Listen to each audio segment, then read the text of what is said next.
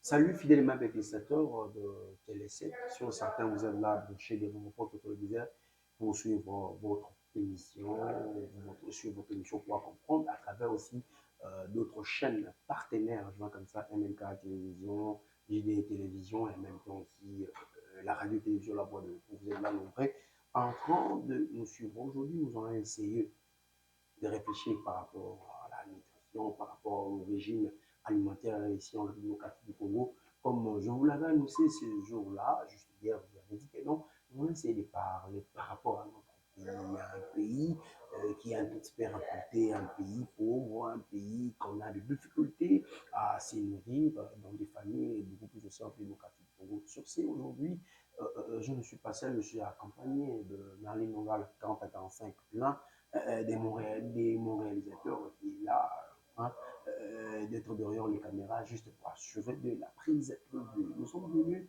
dans un endroit, nous sommes venus dans un lieu, donc élément, pour chercher toujours l'information pour vous servir, fidèles, aimables téléspectateurs. En face de moi, il y a une grande dame au nom de Cyrielle Toumba. Avec vous, on va essayer de découvrir, de savoir qui est réellement Madame Cyrielle Toumba, fidèle aimable photo. Je tourne directement vers ma gauche pour faire une salutation. Madame Cyrielle Toumba, bonjour. Bonjour, La santé. très bien, merci et vous-même. Nous aussi également. Déjà, quelles sont vos impressions par rapport à votre première participation dans notre émission de quoi. Déjà, je suis très heureuse de participer dans votre émission. Pourquoi? Parce que généralement, les gens ne s'intéressent pas forcément à la nutrition de la manière dont vous l'avez abordée. Donc, je suis très émuse et en tout cas, je me sens très respectée d'être invitée sur ce plateau. Voilà. Alors, Madame Cyrielle Toumba, comme je viens en train de le dire, chez nos téléspectateurs, moi et nos téléspectateurs, nous aimerions savoir qui est réellement Madame Cyrielle. Euh, Madame Cyrielle Toumba est premièrement une Congolaise. Elle est la directrice générale des cantines scolaires Trois Cousines. Elle est une entrepreneure dans l'agro-transformation et elle est designer de formation de l'Académie des Beaux-Arts. Voilà. Voilà. Sur le secteur privé, vous avez très bien saisi et compris hein, qui est réellement Madame Cyrielle Toumba. Et maintenant, nous aimerions savoir, cantine scolaire, est-ce que vous pouvez expliquer aux téléspectateurs de comprendre réellement? Surtout, il y a le terme cantine, cuisine scolaire. On n'arrive pas à comprendre. OK. Avant de vous donner l'historique de la cantine Trois Cuisines, j'aimerais déjà expliquer qu'est-ce que ça veut dire. Voilà. Pourquoi cantine? Parce que nous ne sommes pas un restaurant, Okay. mais nous sommes un établissement qui offre des repas collectifs dans des institutions comme des écoles, universités, des centres hospitaliers et même dans l'armée ou dans toute structure qui peut réunir plusieurs personnes. Okay. Pourquoi trois? Pourquoi? Voilà. Parce que nous avons trois repas pendant la journée. Donc nous avons le petit déjeuner, nous avons le déjeuner et nous avons notre repas consistant du soir. Voilà pourquoi nous avons trois qui se retrouvent dans notre nom. Donc nous couvrons toutes ces trois grandes parties de la journée en termes de repas. Et cuisine, c'est normal, nous sommes dans une cuisine où nous vous concoctons les meilleurs plats de la République. Et pour l'historique de la cantine Trois Cuisines, la cantine Trois Cuisines a été créée par un besoin réel qui est issu d'une expérience personnelle.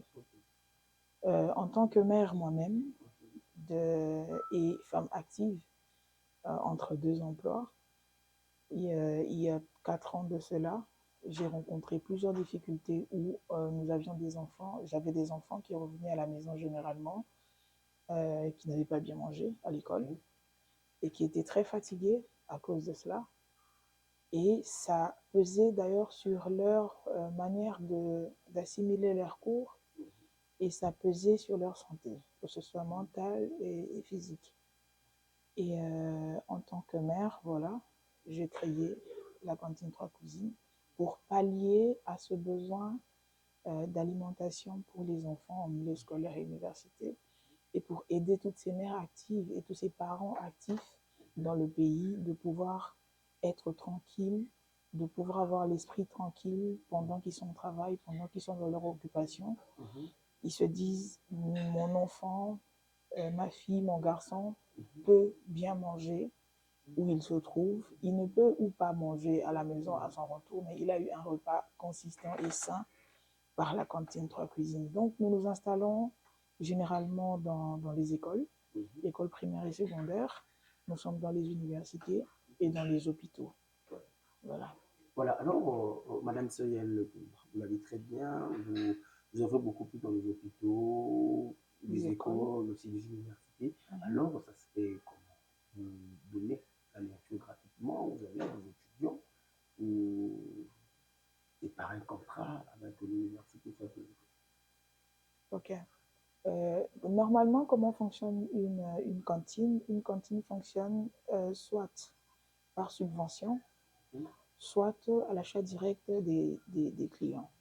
Donc là, nous avons les deux systèmes où, par exemple, dans les universités, nous installons et les étudiants ont le choix de soit acheter tous les jours, soit payer un abonnement hebdomadaire pour 7 jours ou payer un abonnement mensuel pour un mois. Et nous avons cette deuxième catégorie où nous avons une subvention, par exemple, dans les écoles primaires. Nous recevons des subventions qui permettent à ces enfants dans les milieux plus ruraux et plus démunis de recevoir des plats gratuitement. Donc voilà un peu. On peut donner des repas gratuitement si nous avons cette subvention.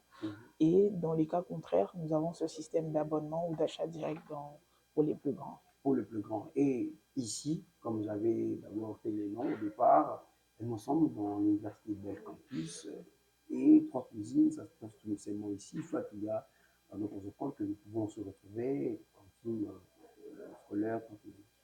Nous nous retrouvons dans Bel Campus par le département du Centre culturel Bel Campus, que nous remercions d'ailleurs de nous avoir accordé ce grand privilège de pouvoir nourrir les étudiants de Bel Campus.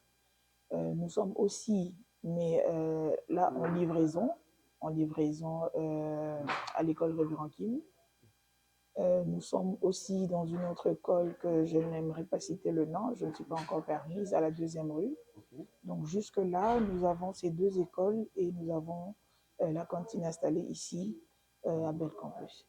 Voilà, alors Madame Cyrielle Toumba, qu'est-ce qui vous a poussé réellement à se concentrer, à se donner, à commencer à nourrir le gens qui part un esprit de chercher l'argent, ou soit vous avez quand même eu l'idée, non, je dois me marteler dans ce, soit vous avez fait une formation qui est de pair avec ce que vous faites? Non, pas de formation spécifique dans la cuisine. Je suis designer, comme je l'ai dit au début, mais je suis passionnée de cuisine. Normalement, la vie d'une jeune femme se passe à 70% dans une cuisine. Nous commençons dès le bas âge dans la cuisine de nos mères et puis nous en finissons dans la cuisine de chez nous-mêmes, dans nos foyers. Et comme je l'ai dit au début, le besoin est venu d'un fait qui a été vécu par moi-même, où les enfants ne mangeaient pas. Oui, on donne de l'argent le matin à l'enfant, mais on ne sait pas exactement qu'est-ce que l'enfant mange. Peut-être il achète des chips et des jus, on se dit que l'enfant a mangé. Pourtant, c'est du n'importe quoi. C'est de là qu'est venu ce besoin. C'est de là qu'est venue cette idée de créer des cantines pour nourrir les enfants de manière saine, je précise. Quand je dis saine, c'est pas manger pour remplir le ventre, mais c'est manger pour nourrir le corps et nourrir l'esprit. Quand je dis l'esprit, c'est par rapport à la psychologie, par rapport à comment les enfants prennent les cours, parce qu'un ventre affamé n'a point d'oreille, et quand on a un enfant bien nourri, on a un enfant qui a bien mangé, il sait mieux assimiler ses cours. Donc voilà. Quel type de repas à donner à un enfant avant d'aller à l'école? Parce que les personnes se disent que non, on a besoin de classe. Pour moi, c'est pour solidaire quand même jusqu'à 10 heures. Mhm. que ce épicé ton... Bon, le foufou n'est pas mauvais. Déjà, c'est un aliment très important chez l'enfant et chez tout le monde. Déjà que nous sommes africains. Mais le matin, l'enfant a besoin d'énergie. L'enfant a besoin d'énergie. Comment il va trouver de l'énergie? Il va trouver l'énergie dans des plats avec des protéines. Il va trouver ça dans du lait et à quelques glucides. Donc voilà un peu. Le matin, l'enfant ne peut pas manger le foufou. Pourquoi? Parce que c'est lourd pour l'estomac. Et quand on mange quelque chose qui est lourd, généralement, je ne veux pas entrer dans les termes techniques, hein, je veux vraiment rester basique. Quand un enfant mange quelque chose de très lourd dans l'estomac, ça a tendance à donner sommeil. Et quand l'enfant a sommeil, du coup, il n'assimile même pas très bien ses cours. Donc, il faut vraiment aller sur des choses qui donnent de l'énergie, qui va permettre à ce que l'enfant tienne jusqu'à son heure de pause. Ouais. Jusqu'à son heure de pause, parce que nous parlons de l'enfant. Et maintenant, pendant la pause, comment l'enfant doit s'y nourrir pour un retour en forme pendant son heure? Ok. Pendant la pause, normalement, on va dire 10 heures, il faut que nous ayons une assiette complète. Quand je dis une assiette complète, on doit retrouver, par exemple, du riz. On doit retrouver un peu de légumes, viande ou poisson. On peut retrouver des œufs qui va permettre de nourrir en protéines, en énergie aussi, le corps de l'enfant pour lui permettre de mieux se ressourcer et tenir jusqu'à la fin de la journée. Sans oublier qu'il doit toujours prendre de l'eau.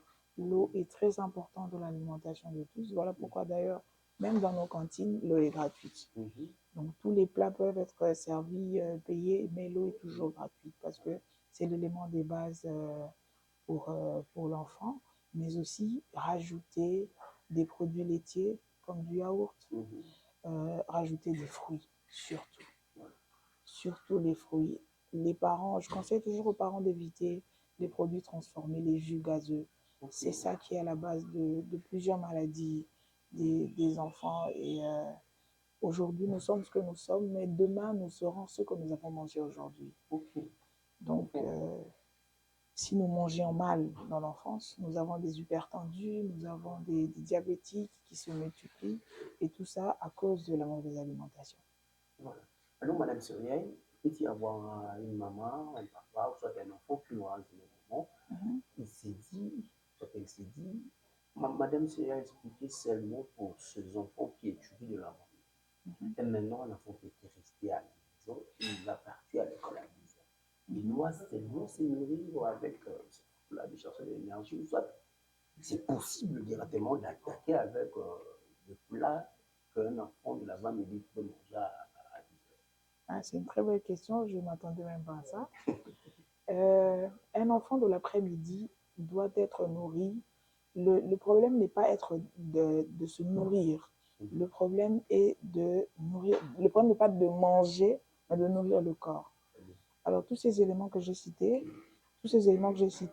se reprennent. Donc, un enfant a toujours besoin de cette composition où on a fécule, légumes et viande ou poisson à côté. Que ce soit de l'avant-midi, que ce soit de l'après-midi, un enfant peut être nourri de manière complète, mais tout dépend des quantités par rapport à l'âge. Des fois, vous voyez une assiette trop pleine pour un enfant de 6 ans et quelquefois trop lourd pour cet âge-là. Alors, tout varie en fonction des quantités que nous utilisons, que ce soit l'avant-midi ou l'après-midi, parce qu'un enfant de l'avant-midi a déjà pris son petit déjeuner à la maison et il va juste compléter ce qui manquait dans la santé pour lui permettre de bien assimiler les cours et d'être bien pour rentrer aussi à la maison. Alors, Madame Sérière, s'il vous plaît, vous pouvez juste me donner cette parallélisme parce que vous avez parlé de ça. Et c'est quoi le parallélisme qui est entre manger et ça m'a passé quand même sur certains. Donc, les souhaitants qui nous suivent en ce même moment, c'est posent des questions.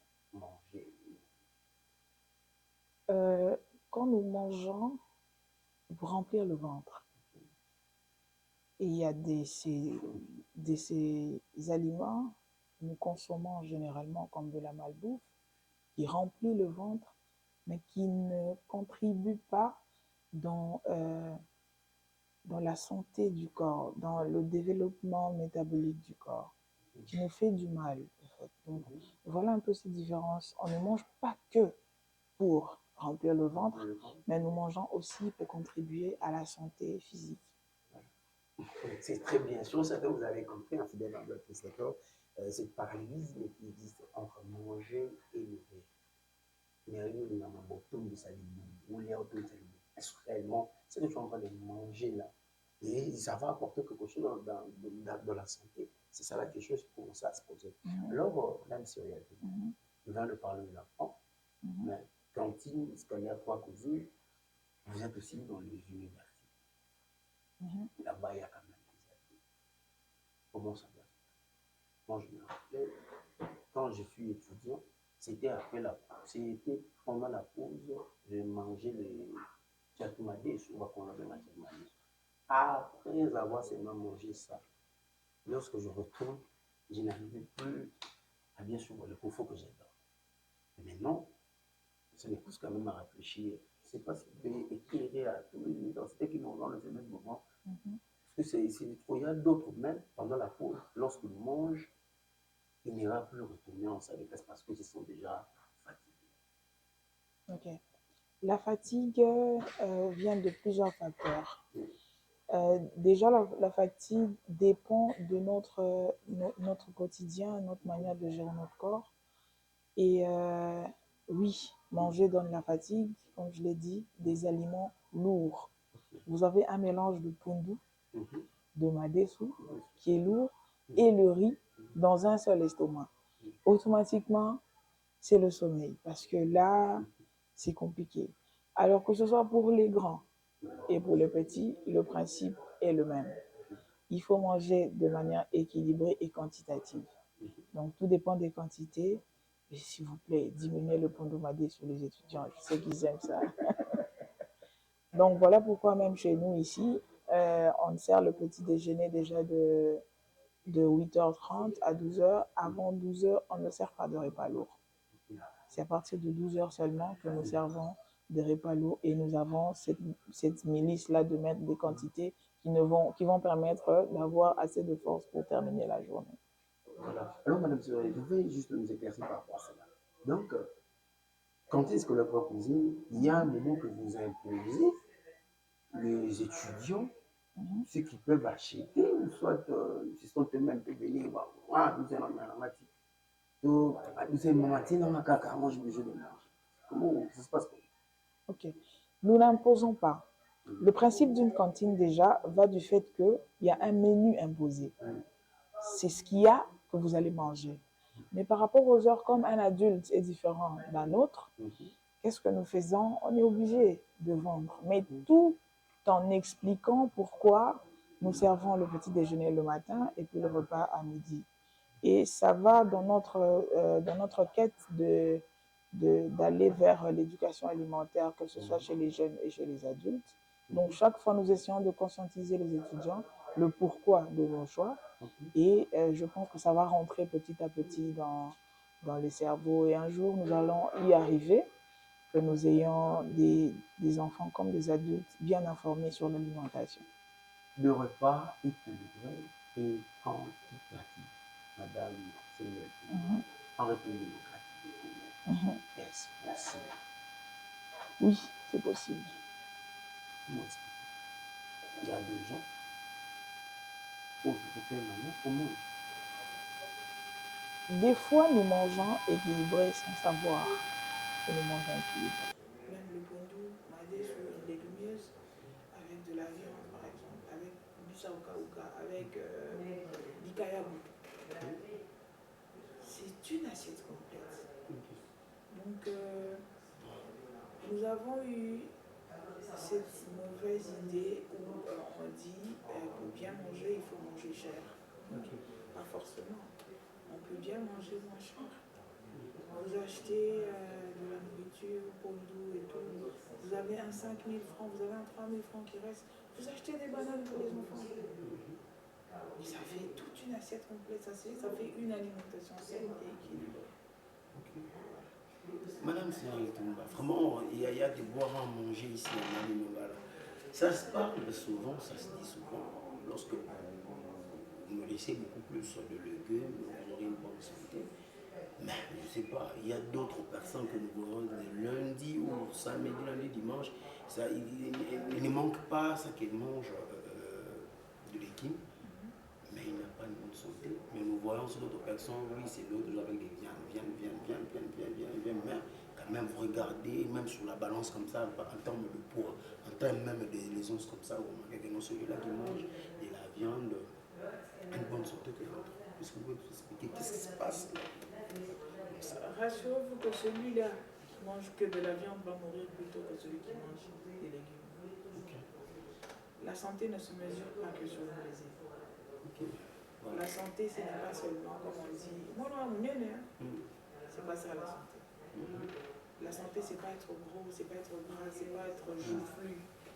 La santé, c'est qu'est-ce qui se retrouve dans votre organisme, qu'est-ce qui se retrouve dans la composition de votre sang, quels sont les protéines, le taux de protéines, le taux de glucides de votre sang. Tout ça vient de l'alimentation. Et manger de la viande, ça ne tue que de la viande, généralement de la viande, ça tue. Il faudrait toujours, nous avons le fer dans les légumes, et c'est très important pour la santé. Vous voyez, quand une femme est enceinte, elle lui donne du fer. Pendant 9 mois, elle a du fer. Pourquoi? Parce qu'on a besoin du fer plus que d'autres choses en tant qu'être humain. Et je conseille toujours, la santé, c'est pas les journées.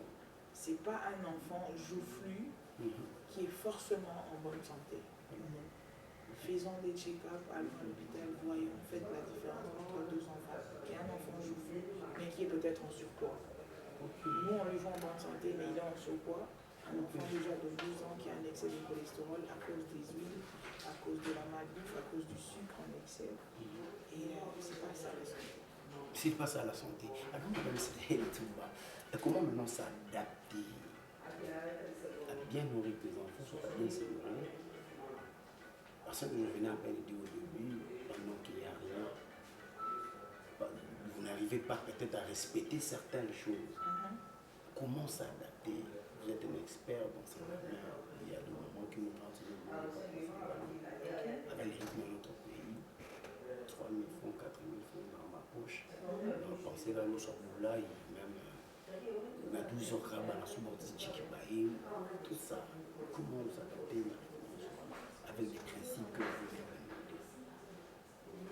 Une assiette complète doit être composée des légumes, des fécules, d'un accompagnement qui est une boisson, soit de l'eau, soit un jus naturel. Et nous devons avoir des bons gras. Quand on dit des bons gras, on a l'avocat, on a tout ça. Donc déjà, une maman qui a 8 000 francs peut avoir du foufou, peut avoir du matériel, et puis il y a du cerveau quand même. C'est faisable. Ne te dis pas que Bana Baliété, non. Cet enfant-là qui a mangé cette composition a mieux mangé que l'enfant qui a mangé le shawarma. Oh, oui, madame Sirier. Je vous dis, parce que celui qui a mangé le shawarma a mangé des frites grillées avec de l'huile, de la viande grillée avec de l'huile, des épices trop transformées dans les malbouffes, généralement les fast-food, on met du sucre dans l'assaisonnement, il a mangé du sucre, il a mangé des produits transformés. Les frites, c'est un produit transformé. Les frites ont plus de calories que les pommes de terre normales. Donc, cet enfant-là sera gros, oui, mais il ne sera pas en meilleure santé que celui qui a mangé le matériel et le foufou. Si on essaie de comprendre, Marlène Ouara, c'est que être gros n'est pas synonyme d'avoir une bonne santé. Exact.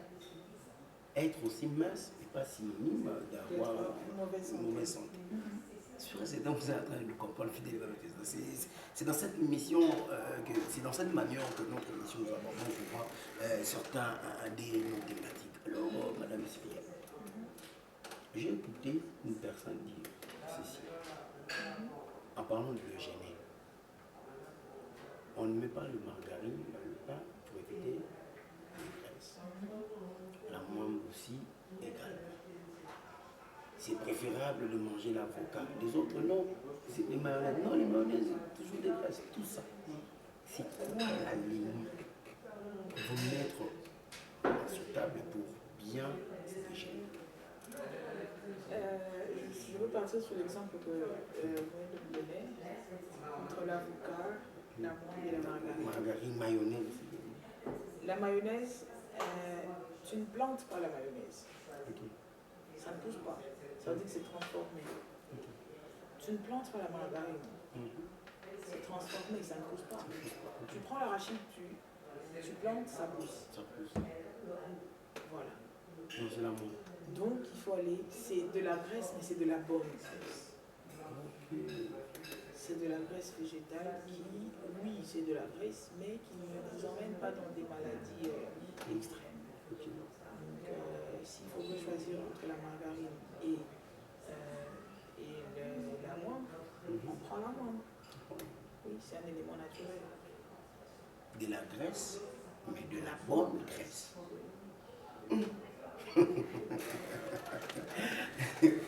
Je suis en train de dire hier, au moment de voir à manger aujourd'hui. Alors, Madame Cyril Touba, il y a encore un autre débat. C'est presque chargé dans notre famille. Okay. Non, il y a qu'à inventer. Il y a qu'à inventer. En fait, est-ce qu'il y a des heures précises à manger? Parce qu'il y a même d'enfants qui a répondu à sa mère, maman, depuis avant on a plus 23 ans, on a plus faim. Est-ce que vous dites, ne mange pas cette maman? Est-ce que vous expliquez vraiment aux gens 3 plaisirs, 3 repas? Est-ce qu'il y a des heures précises? Je me dis, ça va manger. Je veux dire oui. Surtout en ce qui concerne la soirée, la dernière partie de la journée. Pourquoi ne pas manger très tard? Parce que ce que nous mangeons a besoin d'être assimilé par le corps, transformé par l'estomac. Et c'est tout un travail.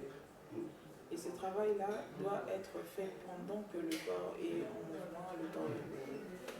Quand ça se fait pendant que vous dormez, vous allez manger une heure ou 30 minutes, disons 20 minutes après, vous allez dormir. Vous ne donnez pas à l'organisme le temps de faire son travail. Et voilà pourquoi on dit généralement sur il y a la autonomie ou il y a mon ennemi. Parce que je n'ai pas d'explication. Là, il faut laisser aux nutritionnistes. Je ne veux pas rentrer dans ces détails-là. Mais c'est mieux de ne pas manger après 20 heures, après 18 ans, pour un certain âge. Sur cela, vous avez compris. Alors, Madame Cyril Touba, est-ce obligatoire de manger 3 fois par jour? Si oui, mais maintenant si. Là, c'est notre question. Maintenant, la deuxième est ceci. Que pouvez-vous dire par rapport à ces familles qui ne mangent qu'une seule fois? Comme il y a un musicien qui l'a chanté l'autre fois, mort subite. Donc, nous mangeons et nous dormons directement. Nous sourions, mais ça fait mal de l'entendre. C'est une réalité que nous vivons ici dans notre pays, où les enfants comme les adultes sont obligés de manger une fois par journée. Mort subite. Voilà pourquoi chaque fois nous demandons des subventions dans les organismes internationaux pour permettre à ces enfants-là démunis de pouvoir au moins avoir un repas équilibré à l'école. C'est très mal de manger une seule fois. Le corps n'a pas son taux de protéines, ça n'a pas son taux d'énergie le jour. Ça pas, c'est pas ça. Le corps a besoin d'être nourri pour les 3 parties de la journée. Et ces enfants-là, vous allez voir, généralement, ils n'ont pas de besoins à l'école. Même ces adultes-là, oui, on est en train d'aspirer. Toujours vendre de la douleur en gros, mais on n'a pas le choix, on fait avec. Mais vous allez voir que la capacité mentale de ces personnes-là n'est pas pareille qu'une personne qui a été mise au ventre affamé. Ça prend d'oreille, on te donne un boulot au travail, une paperasse, tu es là devant, tu n'arrives pas à réfléchir parce que tu as faim. Et imaginez-vous le quotidien d'une personne comme ça, il aura des difficultés. C'est triste. c'est une réalité que nous vivons, mais c'est mal. Mais donc c'est obligatoire de manger 3. C'est obligatoire de manger 3 fois, au moins 2 fois la journée. Au moins 2 fois la journée. Je reste toujours là. Maintenant, dans des familles qui n'ont pas d'argent, mais ils cherchent juste à s'adapter en mangeant une seule fois, soit 2 fois. Quel type de nourriture? Je pars toujours chez les enfants, parce que c'est la base, c'est l'avenir de demain. Maman, papa, tu n'as pas d'argent. Je te dis, le pays, mais je fais un effort. Voilà. Faites de la bouillie à l'enfant. Mettez de l'arachide à l'intérieur. Donnez à l'enfant. Il a sa dose pour garder son énergie jusqu'à midi. Et il peut manger le soir. Oui, c'est toujours mal, mais il peut quand même manger le soir. Et faites du riz, mettez du lait à l'intérieur.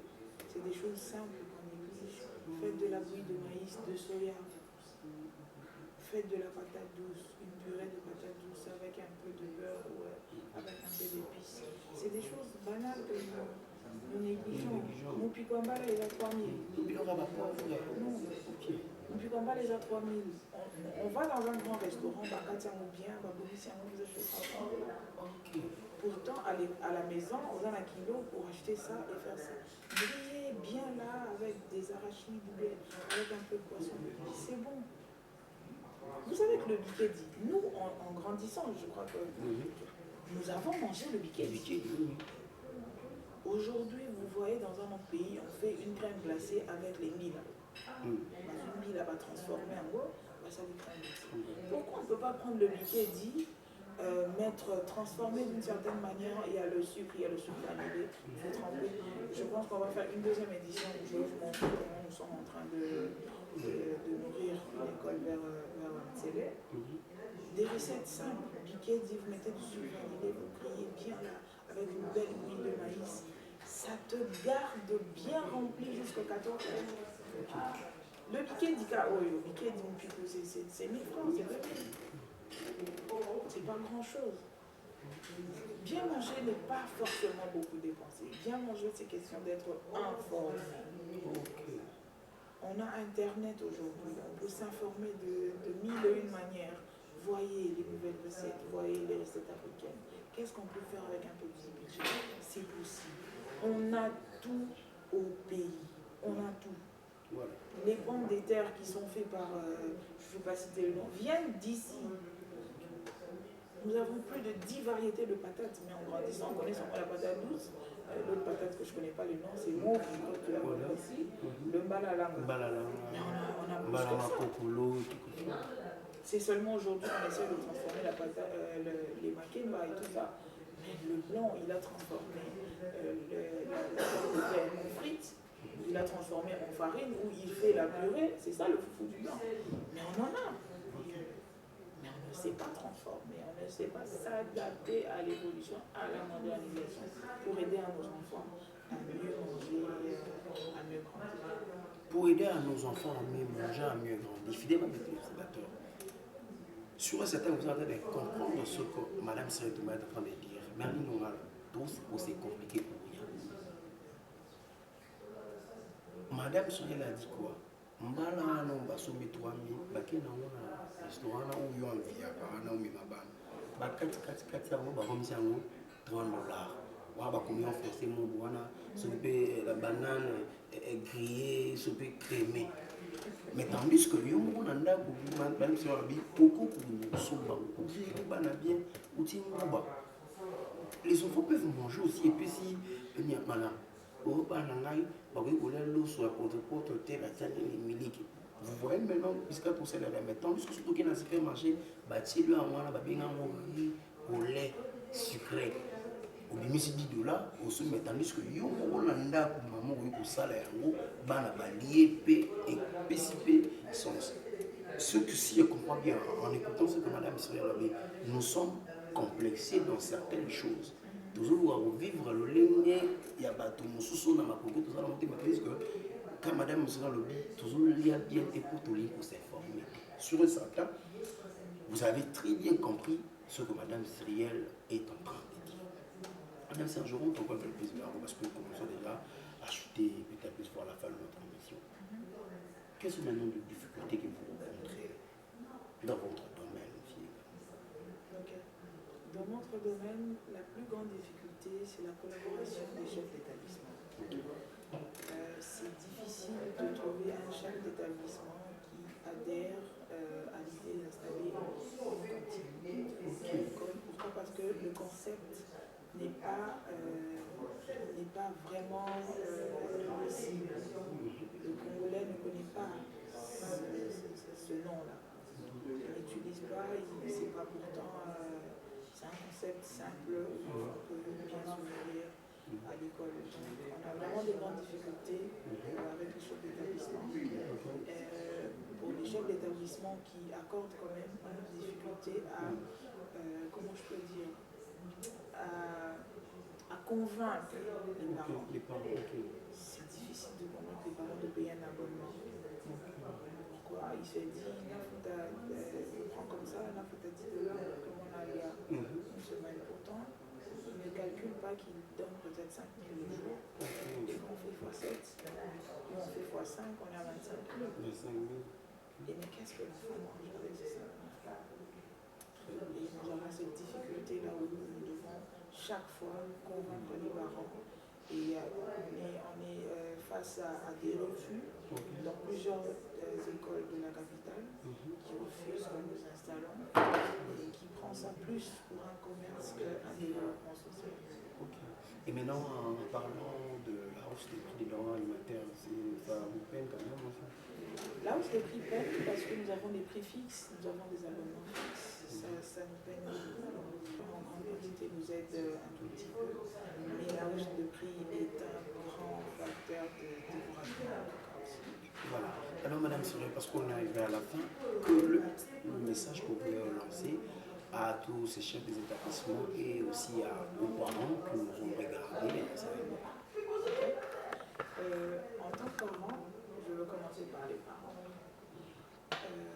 Favorisant une alimentation saine par des produits locaux, faciles à transformer, faciles à préparer. C'est possible de bien manger, même à la maison.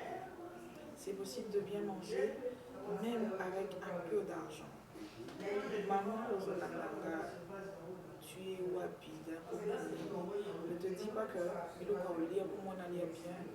il faut forcément aucun des poteaux, il faut forcément aucun des supermarchés.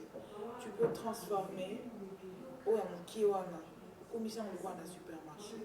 Favoriser les repas en famille, favoriser ces repas. Rendez le repas pas comme une formalité, mais un moment de plaisir à partager ensemble. Ça, c'est d'abord pour les parents. Et pour les chefs d'établissement, j'aimerais lancer un message aux chefs d'établissement de nos écoles, que ce soit privées ou catholiques, agrégées, tout ça, de s'informer. De s'informer sur la modernisation, de s'informer sur les nouvelles technologies, sur comment se passent les choses. Quand nous cherchons à installer des cantines dans vos établissements, ce n'est pas forcément pour l'argent.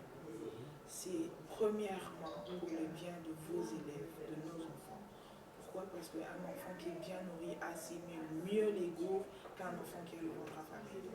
Alors nous demandons aux chefs d'établissement de notre pays d'être plus indulgents et de mieux comprendre le sujet, de s'informer sur le sujet. Ça va vraiment nous aider et nous aimerions qu'en 2026, en 2027, nous comptons plus de 50 écoles qui a au moins une cantine, que ce soit pas seulement une cantine, la cantine 3 cuisines, mais une cantine qui répond aux normes de l'alimentation de l'enfant. Voilà. Alors, Madame Sergeron, s'il y aura des gens qui vont vouloir vous contacter, de passer un numéro, soit ainsi. Ok. Notre numéro de téléphone, le numéro de téléphone de la cantine 288 23. Je répète, le 085 19 288 23. Vous pouvez nous suivre sur Facebook et Instagram. C'est Cantine Scolaire 3 Cuisines. Cantine avec S, Scolaire 3 Cuisines. Sur Facebook et Instagram. Voilà. Merci. Sans finir pour aujourd'hui, fidèle téléspectateur, sur certains, il y a eu beaucoup de sujets à chercher encore plus à ouvrir avec Madame Cyrielle Toumba. Elle a vraiment jailli la lumière, elle a vraiment de la matière, mais sur certains, on va encore plus revenir avec Toumba. Vous avez très bien compris et saisi